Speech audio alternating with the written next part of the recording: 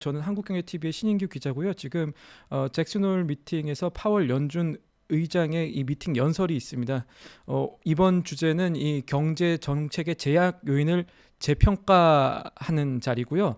조금 전에 나왔던 얘기들을 간단하게 드리면은 우선은 인플레이션 가격 안정성부터 언급을 했습니다. 2%로 다시 내려야 한다는 기존의 입장을 재확인했고요.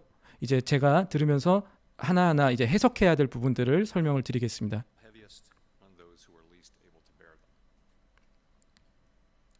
Restoring price stability will take some time and requires using our tools forcefully to bring demand and supply into better balance.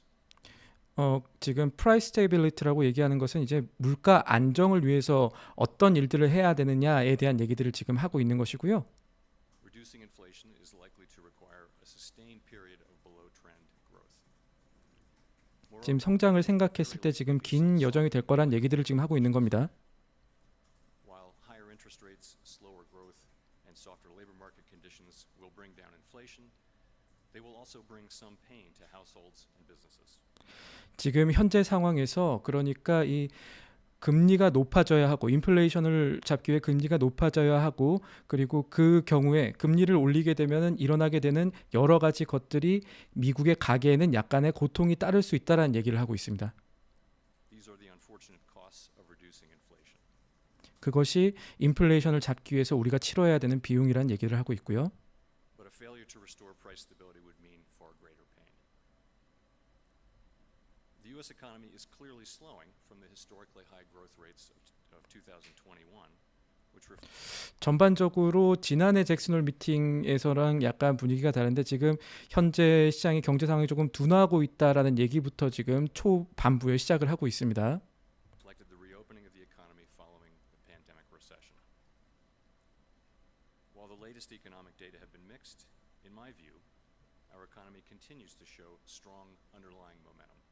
지금 데이터들을 보고 있으면은 여러 가지 혼조된 데이터들이 나오고 있지만 그래도 파월 의장 자신이 봤을 때는 지금의 상황이 어쨌든 견조한 것으로 보인다. 그러니까 침체에 대한 얘기는 워시아웃하기 위한 얘기가 되거든요.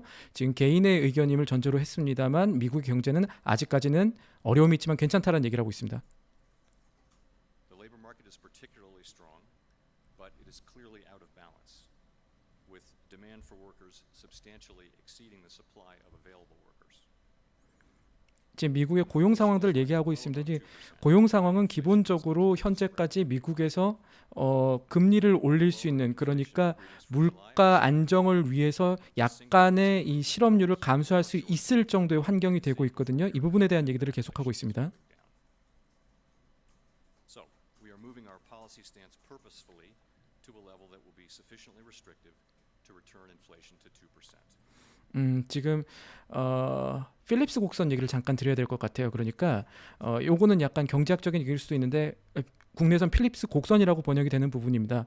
이 물가 상승률이 올라가면은 이 양의 관계에 있지 않고 음의 관계에 실업률이 있게 되는데 사실은 연준이 갖고 있는 두 가지 책무는 사실 양립하기 좀 어려운 물가 안정과 완전 고용 두 가지를 같이 달성해야 되기 때문에 어느 정도 적절한 이 물가 이 선을 만들어내야 됩니다. 그것을 지금 계속해서 지금까지 변하지 않는 PC 기준, 헤드라인 PC 기준 2% 선이 있는데 이 선을 유지하고 그리고 여기에 미국의 물가를 안착시키기 위해 최선을 다하겠다 이 정도로 하고 이 지금 인플레를 무조건적으로 내린다. 이 상당한 이 추세적 성장보다 좀 낮춘 성장이 일어날 거다라는 것을 지금 예고를 했다라고 보시면 됩니다. 미국 경제가 그렇게 좋지 않을 수 있다. 지금의 연준 기조가 이어지면은 그것은 미국의 가계부터 지금 어느 정도 데이터들이 감수를 해야 되겠다. 하지만 그 기반에는 현재까지 미국의 경제가 어느 정도 튼튼하다는 백그라운드가 있기 때문에 이러한 얘기들을 할 수 있는 것으로 보시면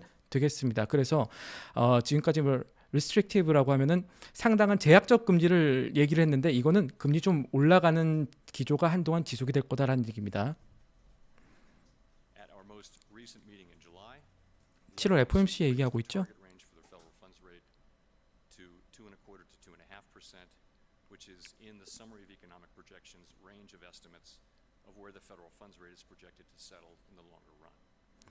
장기 금리 얘기했고 7월에 이제 금리 75bp 그러니까 0.75% 포인트 올린 것에 대한 얘기를 했죠. In current circumstances, with inflation running far above 2% and the labor market extremely tight, estimates of longer run neutral are not a place to pause or stop. July's increase in the target range was the second 75 basis point increase in as many meetings, and I said then that another unusually large increase could be appropriate at our next meeting.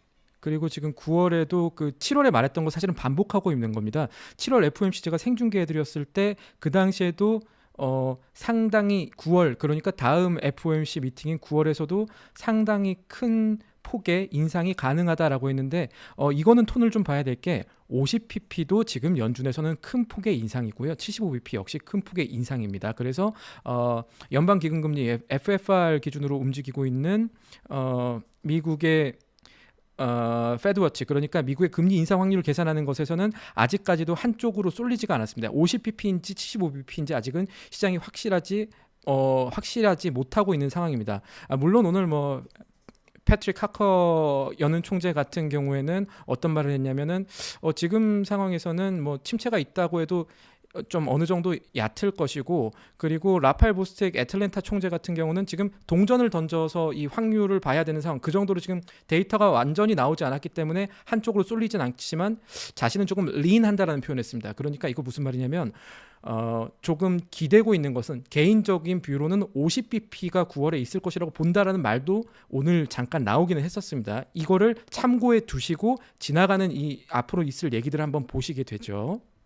We are now about halfway through the intermeeting period.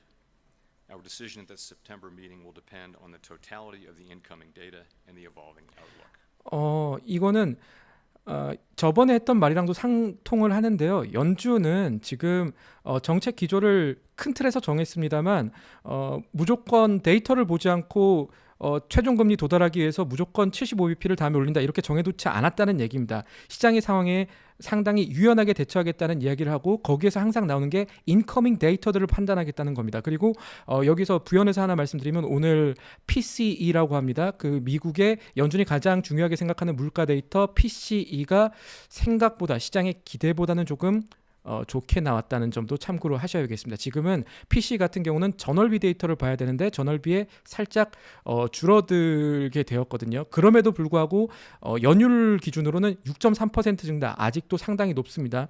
연준이 보고 있는 2%대 고착, 2%대 안정화는 아직까지는 조금 멀어 보이는 상황인 거죠. At some point, as the stance of monetary policy tightens further, it likely will become appropriate to slow the pace of increases.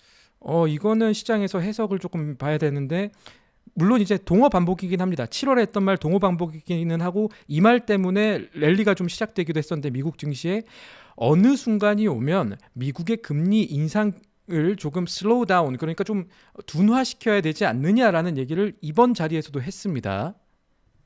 근데 이게 다가 아니어야 될 텐데요. Restoring price stability will likely require maintaining a restrictive policy stance for some time.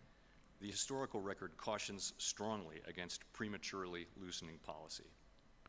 지금 이제 들어오는 데이터에 따라서 다르겠지만 두 가지 얘기를 모두 하고 있네요. 오늘은 매파로도 비둘기파로도 읽히기 싫어하는 모습이 아직까지는 보이는데 어쨌든 지금 미국의 상황이 굉장히 이 인플레이션 잡는 데 최우선을 기울여야 되는 상황이기 때문에 리스트릭티브하게 정책을 가져가야 하는 것에 대한 얘기를 했습니다.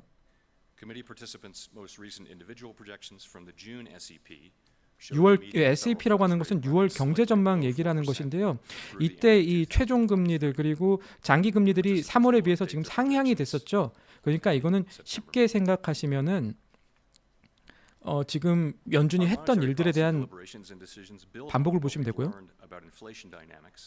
both from the high and volatile inflation of the 1970s and 1980s and from the low and stable inflation of the last quarter century. 이거는 좀 배경이 있습니다. 이 1년 전 잭슨홀 미팅에서도 비슷한 얘기를 했습니다. 그러니까 연준이 그러니까 미국의 중앙은행이 금리를 통해서 이 인플레이션을 잡으려고 했을 때가 역사적으로 지금 참고하는 경우가 연준이 두 가지가 있습니다. 하나는 1950년대고 하나는 1970년대 때 얘기입니다. 두 가지 인플레이션 작동 다이내믹스가 좀 달랐는데 여기서는 간단하게만 설명을 드리겠습니다. 이제 만약에 연준이 지금 1950년대 이야기를 조금 더 세게 한다면 이것은 어떤 의미가 되냐면요. 1950년대 이 경제 활동이 둔화가 됐었습니다. 미국의 이 금리 인상 이후에. 왜냐면은 당시에 이 인플레이션율을 낮추게 됐더니 노동 시장이 악화가 됐고 경제 활동이 둔화가 되는, 그리고 연준의 기본적인 이 금리 정책을 약간 훼손하는 갑작스러운 정책을 하면 안 되겠더라는 교훈이 1950년대에 있었고요. 이것은 그런데 인플레이션이 일시적일 때 할 수 있는 얘기고요. 또 하나는 70년대에 대한 얘기입니다. 70년대는 지난해 어떤 얘기를 했었냐면, 지난해 상당히 비둘기파적인 잭슨홀 미팅에서의 파월 의장 이야기가 있었는데, 그때 1970년대 얘기를 잠깐 하기는 했었습니다. 이게 그 당시에는 에너지와 식품 부문의 물가가 증가를 했어서 이 물가 상승으로 이어졌었고, 그것이 근원 물가, 그러니까 이 코어 데이터 식품과 에너지를 제외하고도 물가를 높였던 상황이 반복이 됐었거든요. 그 경우에는 어떤 것이 문제였냐? 기대 인플레이션 얘기가 나올 겁니다. 그래서 조금 뒤에 만약에 파월 의장이 기대 인플레이션에 대한 얘기를 많이 한다면 시장은 이것을 지금 그동안의 큰 틀에서는 시장 데이터를 보겠다고 얘기를 했던 연준의 기조가 어느 정도 기대 인플레이션을 낮추는 방향으로 이야기를 하게 된다면 좀 더 매파적일 수가 있겠구나라고 볼 가능성이 있어 보입니다.